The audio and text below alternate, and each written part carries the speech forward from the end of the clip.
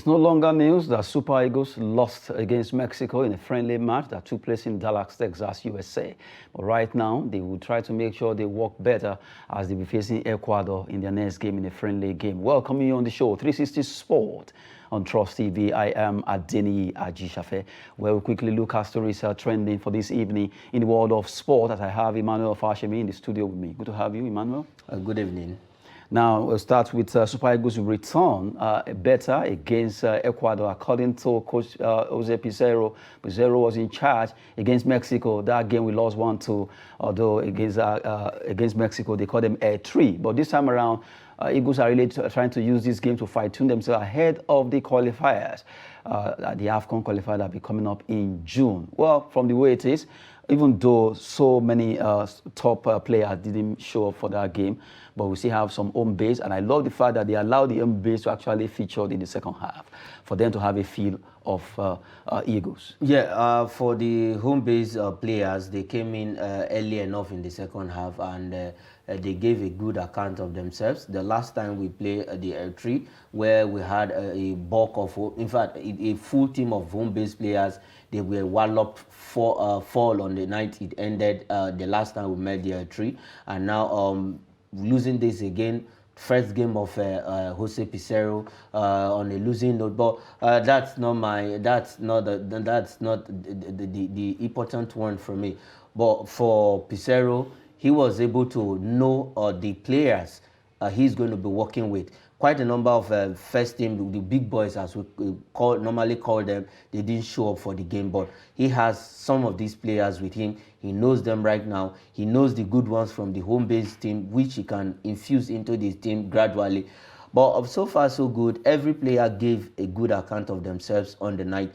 But I'm not really happy with what Bonke played. If Bonke wants to play for the Super Eagles, then he needs to up his game, because his play for me was not really I really didn't really fancy his play on the night, but it's work in progress. This is the second time he will play with the team. The first he played against Cape Verde during the qualifiers, and now this is his second play. And for Cyril Desires, first time to play for the Super Eagles, good one. He has been invited before, but he didn't play. But now he has gotten the chance to play, and he was the one that got the goal for us. So every player on the night gave their best, and our back line, it was a pity that it was an own goal. It would have ended 1-1. L3 has defeated us 4 times now. We've met 5 times before, beating us 3 times, drawing 2. Now they've made it 4 times. They've defeated us. So let's see in the game against Ecuador how the Super Eagles will react. We cannot judge Pizarro with the first game. Second game, let's see when we start the qualifiers, how will the Super Eagles play? That is his plan right now. So we shouldn't just, we should expect more from Pizarro. Hopefully. Well, first game, I've seen some sign of good things to come from Super Eagles. Hopefully when the big boys comes back, then let's see the style of play Pizarro is going to give the Super Eagles. The fact that the home base were given the chance for a while now, we've seen how scarce the home base player have been in our national team. But this time around, yes, it was a friendly, but all these kind of friendly are good enough to at least get this player to get accustomed with the big boys from Europe. And it will also give them much confidence that, yes, they too can do it. After all, they play in Nigeria as a professional footballers. Aside that, despite the issue of visa hitches, injury, a lot of issues that made some of the top players not to show up, but at least we're still able to rally around, get some players that could actually fit in to play that game. Still at that, we're still able to manage, despite the fact that we consider an own goal from Truth Aircon. A lot of people already are calling for his head now, and also goalkeeper Maduka Okoye saying he's not ready yet. Then Uzoho, news came out that he wasn't coming, but later he came on to play, and he considered 2 goals, although 1 against his own brother. But you look at the entire squad that played that game against Mexico, well, to some extent, I think the first match, and it was not the normal routine. Why did I use that word? Most of the big boys pulled out. So we actually make do with what we had. And that was why Pizarro was saying, well, we'll play the game with what we have on ground, and we use that to begin to study these players, to know them. And I love the fact that even before he came, they added home players, and he was able to see in that game that, okay, really, these guys, if they are given the chance, they will actually prosper? Yes, they will actually prosper. Looking at the way the league is going on, the MPFL is going on this season, the competitiveness in the MPFL this season is very high. Let's not forget that the man that is stopping the Nigerian Professional League, Rafik Ishak from Rivers United, was right there in US at the weekend, and his team was they came back from 2-1 down to win their weekend fixture. Now, if you look at the way the MPFL season is going, we have quite some kind of interesting games. We've seen, look at over the weekend, we have a team scoring 4 goals. We have a team scoring 3. We have a team scoring 2-1. Unlike what we used to see in the MPFL, where a team just 1, 2. As in, you don't see quite a number of goals. But this time around, this season, they are scoring goals. I remember one weekend, it was we had about 20-something goals in total, as in about 20-something goals in total for the first 2 weekends in the MPFL. That is an improvement, and that is what we saw with the players right there earlier as of Sunday morning. They gave a good account of themselves, and I love what Pizarro did. He brought them on earlier on so that he could know they will have time to prove themselves. Unlike what we saw with some of the coaches that come, maybe 2 minutes, 3 minutes to the end of the game, they will just throw these guys in, and there's no time to prove themselves. But Pizarro has actually done that, and the scouts that actually picked these players from the MPFL definitely did a very good job, because all the players that went to that place are top players from the various clubs we have in the MPFL. So it's a good one for Pizarro. I think he should work with this set of home-based players, and if we have some quite number of ones who can also still fit in, then who says they cannot compete with the big boys in Europe? After all, some of the big boys started their playing here in Nigeria before flying abroad. So it's a good one we're having the MPFL as one of the league that is growing fast for me in Africa right now. So let's see what Pizarro will do with the home-based players. Who say we cannot have 3 home-based players starting with the big boys? Well, it is very possible. Nigeria will be facing Ecuador in a friendly this week, and hopefully they will get stronger as they fight out against them. Good one that the home-based player actually gave good account of themselves as they play against Mexico just on Sunday. Well, we hope that they will be given much time also as Nigeria prosecute other games that will be coming up in the AFCON qualifiers.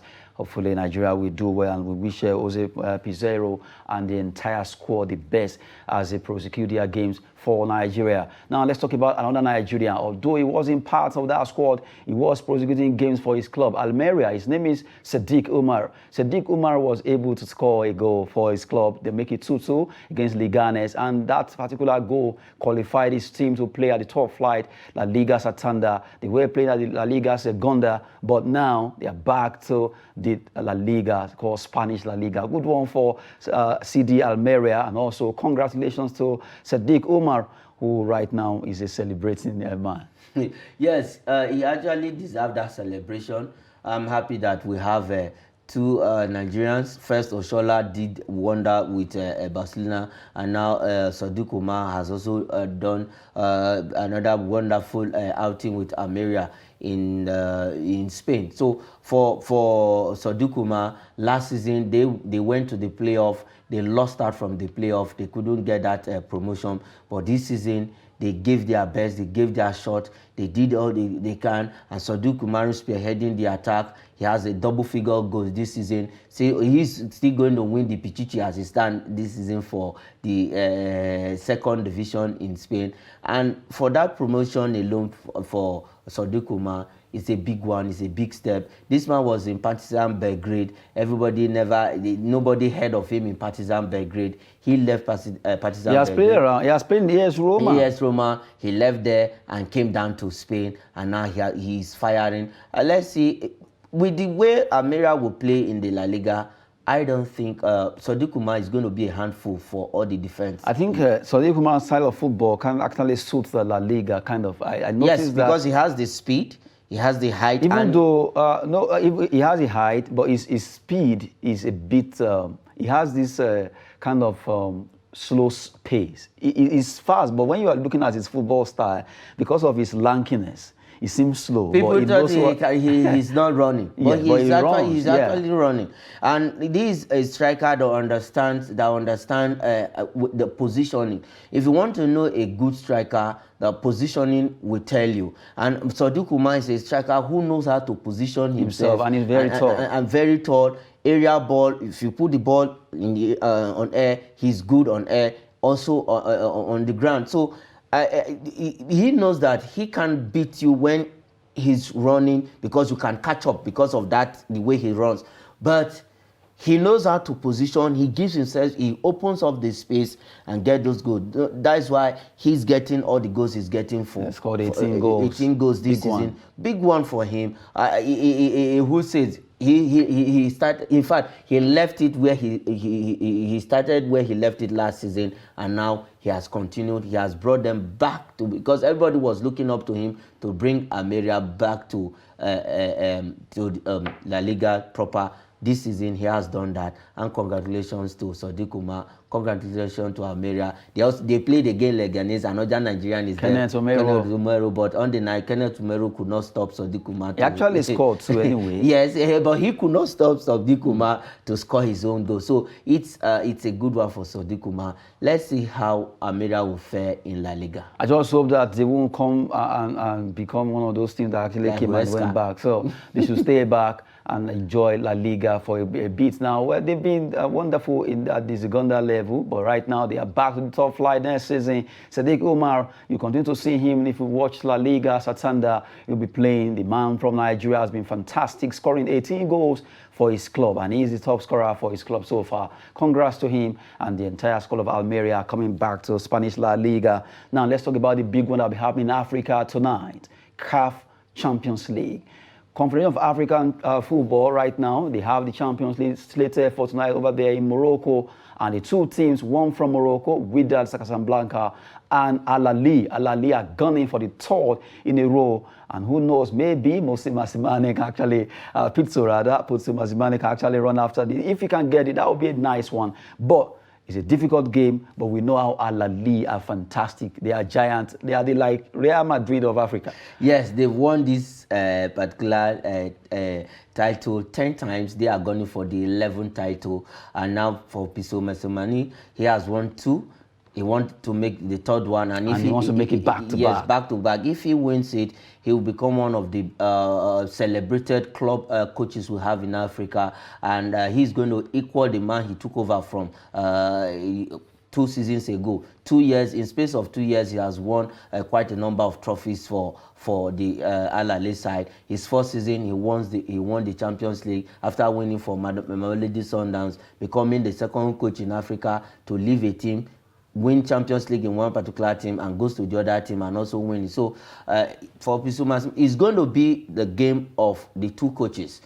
The Wydad Casablanca, Rugao of Wydad Casablanca coach, and then for Pitso Masimane, they are going to make a statement. For the Wydad coach, he was sacked from Saudi Arabian club where he last coached, and he came to Wydad, and he turned this around for Wydad Casablanca. They are in the final, but for the Egyptian side, they had some complaints that the time and venue is not suitable for them, because most of the Al Ahly side, they have bulk of the Egyptian national players are there. So they had this complaint that they don't have time to plan, and because of these finals, Egypt was supposed to play their qualifiers against Equatorial Guinea and the rest of them on the 2nd of June, but it has been moved forward by 3 days, and these players wouldn't have time to rest at all. They would just come from that final and then head straight to the national team, back to the field. But tonight's game is going to be an interesting one. Mohammed V Stadium will be hosting it, which is Wydad home. It's a one-leg thing. Africa has also cancelled away, home and away final, but one leg. Let me cut you there. A lot of Al Ahly fans are saying, okay, why would they put it in Morocco? Why not in a neutral venue? They wanted to be in a neutral venue so that no one will actually claim, okay, it was because I played away or I played home. After all, the CAF conference that was played here in Nigeria, Uyo precisely, and we saw no Nigerian team, RS Berkane of Morocco, and you have the South African team who eventually went to RS Berkane. But the two teams came to Nigeria to play. Yeah. Now you have a final that will be coming up in Morocco, and a Moroccan team is at the final? For the final, Senegal opted out for hosting it. Yeah, what people are saying is the fact that, yes, after Senegal opted out, Morocco opted in to host. Morocco opted in to host, and they were the only country that showed that interest. Of hosting. And CAF has no any other option than to just give it. And it happened that Wydad Casablanca goes to the final. At some point, also in Europe, we saw at a point Bayern Munich stadium was hosted the Champions League final. Bayern was not there, so I'm just not really happy with that decision for CAF. They would have moved to a neutral venue. It might actually help come up in the same Morocco, but not Casablanca Stadium, and the CAF president would have moved these finals to South Africa, play it on a neutral ground. He has the power to do that. Play it in South Africa. South Africa has good stadium, and you can even take it to Tunisia. Or Tunisia. The two countries will be close, either to Algeria, either to Tunisia. They are all Arab nations, Arab African nations. So all they need to do is to do Egypt, Morocco. You meet at the middle, or you meet by the side, Algeria or Tunisia. Well, all I would just tell Alali, Pito Masumani and his boys, they should just go there, enjoy themselves, play this. They've won this title 10 times. They are looking for the 11th title. If they can get it, it's a good one. They will represent Africa in the FIFA Club World Cup. We know the same thing happened to them in the FIFA World Cup. At some point when they were prosecuting the FIFA Club World Cup, most of the players was playing in the Egyptian national team. So they just have to make do with some of the players they have left, and it was not a really good outing for them at the FIFA World Cup. But let's see, tonight's game is the final. They've made their way to the final. What can they do? Will Wydad win? Will Al Ahly win? 90 minutes will tell, or 120 minutes of football. We've been talking about CAF Champions League final that will be coming up tonight. Al Ahly of Egypt versus Wydad Casablanca of Morocco. A big one that will be coming live in Morocco. Well, that's a match that everyone wants to see in Africa. Who wins this continental football in Africa? We wait to see. We've been taking you through the world of sport on the show 360 Sport on Trust TV. Earlier on, we talked about Super Eagles of Nigeria. According to their new head coach, saying they will return stronger against Ecuador after losing out to Mexico 1-2 in that game that was playing Dallas, Texas. They'll be facing Ecuador on Thursday precisely. That match will be coming up, and it will be a match that a lot of people want to see because it will happen live in US, also in New Jersey. For Nigerians who are there, they have to go out and support the Eagles of Nigeria. Earlier on, we also talked about Sadiq Umar's team, CD Almeria, qualifying to return to the Spanish Laliga Santander. They are back now, and they are still celebrating. The point man, Sadiq Umar, scoring one of the goals that actually lifted them up to that La Liga Santander. Congrats to that team. And now let's talk about some transfer stories trending, where the man of the moment, Vinicius Jr., will be getting a big pay rise as Real Madrid are ready to offer a lucrative new contract to the Brazilian. They want to get him to sign for them, and the news going around is the fact that it could be up to £50 million. That will be the amount that they could be offering the Brazilian, who did well by scoring the lone goal that made them champions against Liverpool. They just concluded UEFA Champions League on Saturday, but right now they are celebrating. Vinicius Jr. are really a man that actually comes from the very low level. A lot of people were not even giving him the chance when he came from Brazil. That just remove him, just sell him.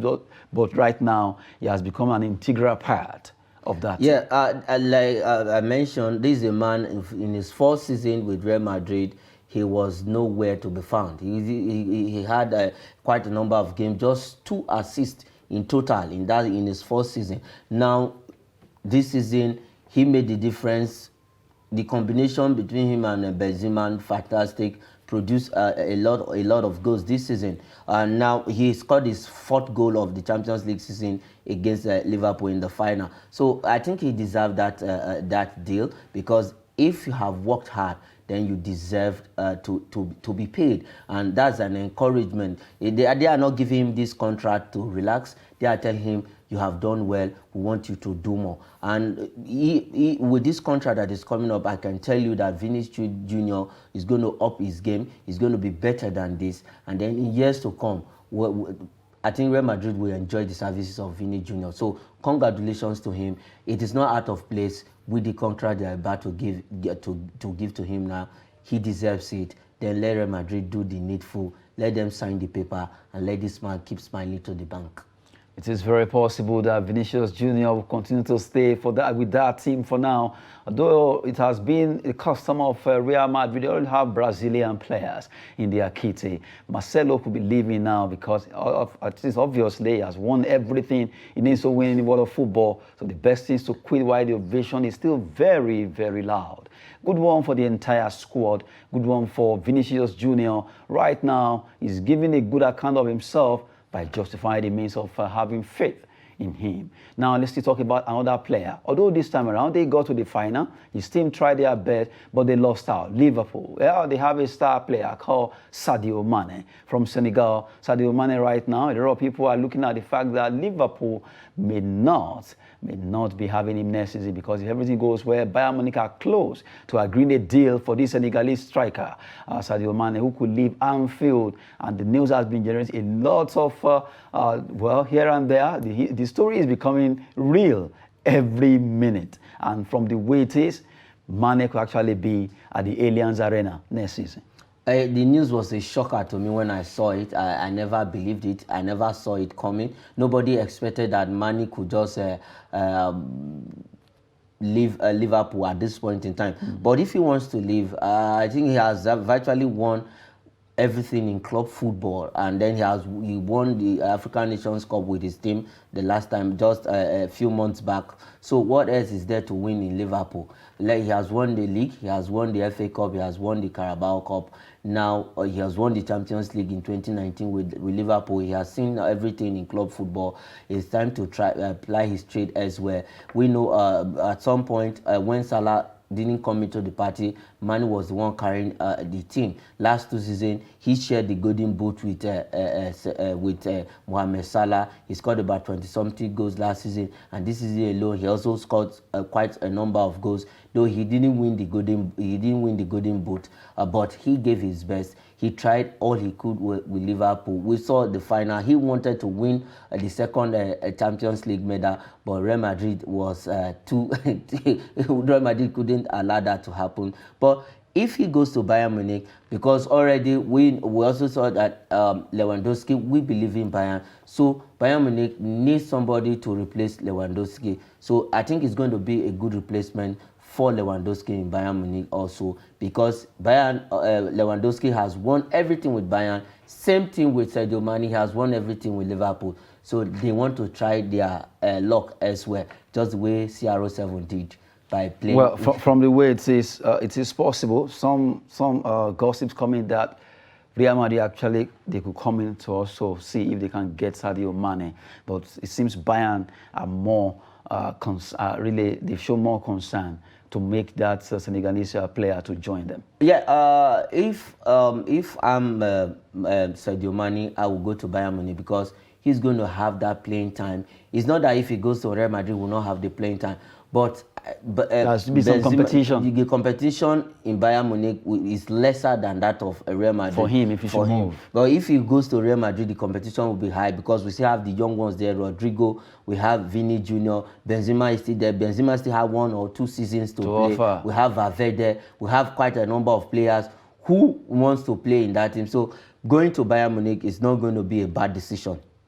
It means Bayern Munich will be a best place for because he's going Mane. to play alongside Gnabry, who are very young, and speculation also coming in that Gnabry is still wants to leave Bayern Munich. So definitely, if he goes to Bayern Munich, if Gnabry leaves, Lewandowski leaves, then he's going to be the top man in Bayern Munich. So he should just go to Bayern Munich because the playing chances in Bayern Munich is far higher than that of Real Madrid. Hopefully, Sadio Mane will have his playing time if he moves to Allianz Arena, where Bayern Munich holds sway when it comes to football in Germany. Well, we've been talking concerning some transfer stories that involve Vinicius Jr. He'll be getting a pay rise with the Los Blancos, as they'll be upping his pay cord rather. Well, from the way it is, they'll be making sure he has more money to his bank account. Good one for Vinicius Jr. He has actually done well for that team. They won't be cutting his money, they'll be adding to it. And for Sadio Mane, well, The time is now. He wants to move. He has achieved everything he wants in football.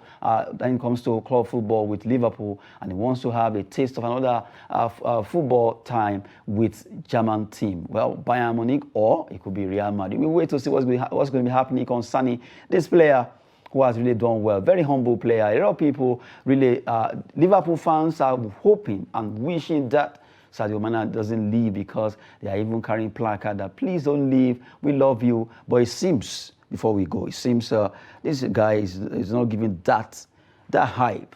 Let me use that word. Yeah, it is the right word to use, because everybody is looking at Salah, and this is the man who had made this is the man that has made Salah what he is today. Though Salah is also a good player, he plays very well, he scores good, but with Mane there, his best comes out. His best comes out, and at some point they were the three of them. Firmino was in between the two of them. Firmino was the man doing the job for both of them. But when Firmino, the time came for Firmino, injury came in and he was not there. He was not fit. Mane stepped up and Salah was shining. So that attention has not really been given to Sadio Mane.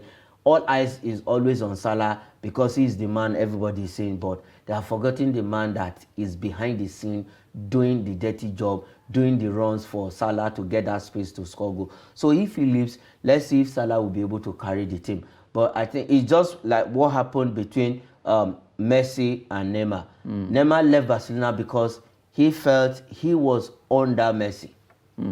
Well, we've been talking concerning this young man called Sadio Mane. If he can move, that will be a good one. Let's see what's going to happen concerning that, liking that to Karim Benzema, Cristiano Ronaldo, or Messi, or Neymar. Good one there. 360 Sport on Trust TV. Emmanuel Fashimi, thanks for coming on the show. It's been a pleasure. Al-Ali should go on and win tonight. Al-Ali, why are they not from the same Africa? Yeah, I want Masumani to win because he's from South Africa. Yeah. You don't want the Moroccan man to win. No. He must be from Kenya. Just throwing some banters in the studio. Just to end the show now, I am Adeni Ajishafe. Thanks for watching.